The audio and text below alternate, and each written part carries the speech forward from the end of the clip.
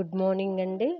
నేనైతే నిన్న చేసినండి టమాటా రైస్. నిన్నటి వీడియో ఇది, నిన్న పోస్ట్ చేయలేదు, మేము ఊరు వెళ్ళడం వల్ల ఈరోజు చేస్తున్నా. చూడండి ఎంత పొడి పొడిగా వచ్చిందో టమాటా రైస్. అయితే చాలా ఈజీగా టేస్టీగా చేసుకోవచ్చు ఈ రైస్ని. అయితే బాగుందండి. నేనైతే 2 గ్లాసుల బియ్యం కడిగిన, కొంచెం నూనె కొంచెం నెయ్యి 2 వేసుకోవచ్చు.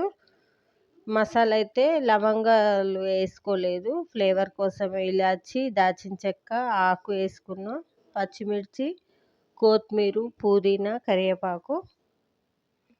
ఇవి మసాలాలు కొంచెం నూనెలో ఫ్రై అయినాక ఈ ఆకులన్నీ వేసుకోవాలి. వేసుకున్నాక అది కొద్దిగా మగ్గినాక ఇది అల్లం వెల్లుల్లి పేస్ట్ వేసుకోవాలి.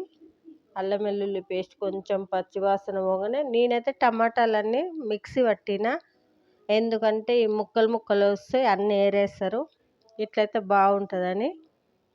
తర్వాత కొద్ది కారము, ఉప్పు, ధనియాల పిండి అన్నీ వేసుకొని మంచిగా గలబెట్టుకున్నా.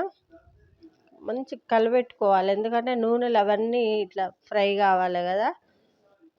అయినాక 1 గ్లాస్ బియ్యానికి 2 గ్లాసుల వాటర్ అయితే పోసుకోవాలి. నేనైతే పెరిగేయలేదు, ఇక్కడ నిమ్మరసం పోసుకున్నా. 1 గ్లాస్ బియ్యానికి 2 గ్లాసుల వాటరు. నేను 2 గ్లాసులు బియ్యం తీసుకున్నానికి 4 గ్లాసులు పోసిన. చూసిరా, ఇట్లా మరుగుతప్పుడు బియ్యం వేసుకోవాలి. చాలా ఈజీ అండి, మస్తు బాగుంది కూడా టేస్ట్. ఫస్ట్ టైం నా వీడియోలు చూసేవాళ్ళు please subscribe my channel, like ఇవ్వండి, షేర్ చేయండి. నా వీడియోలు ఎలా ఉన్నాయో కామెంట్ పెట్టండి. ఒక 5 మినిట్స్లో అయిందండి. మంచిగా నానిన బియ్యం కదా, అసలు మస్తు బాగుంది. టేస్ట్ అయితే సూపర్ ఉంది. మీరు ఎట్లా చేస్తారో నాకు కామెంట్ పెట్టండి.